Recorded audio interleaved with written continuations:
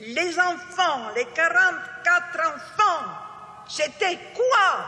C'était des résistants, c'était des maquisards. Qu'est-ce qu'ils étaient? C'était des innocents.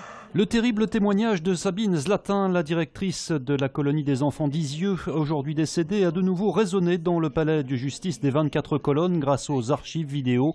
Une commémoration a été organisée hier soir pour les 30 ans du procès Barbie. On a voulu que Klaus Barbie soit jugé ici parce qu'il fallait un procès ordinaire pour un accusé extraordinaire. Notre souci, c'était que toute la procédure soit strictement respectée, que ce procès se passe dans la dignité. Ce ne devait pas être une mise à mort, ce devait être un procès où les droits de la défense soient strictement respectés dans le cadre d'un procès équitable. Aujourd'hui, c'est aussi un passage de témoin. Ces jeunes qui n'étaient pas nés, ces jeunes qui étaient très jeunes à l'époque et qui viennent ici adultes, parfois avec leurs enfants, et qui transmettent cette histoire. C'est la transmission de l'histoire, c'est la transmission de la mémoire, et c'est ainsi que l'histoire est vraie, grâce aux acteurs, non pas grâce aux livres d'histoire, mais grâce aux témoins directs. Présent à Lyon hier pour cette commémoration, Serge Klarsfeld insiste sur le côté fondateur du procès Barbie.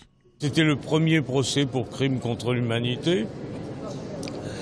Et il y en a eu d'autres, il y a eu Touvier, il y a eu Papon, et puis il y a eu les procès pour crimes contre l'humanité qui ont été intentés pour les crimes commis dans l'ancienne Yougoslavie ou au Rwanda. Et donc la justice pénale internationale a pris son essor dans ce palais de justice.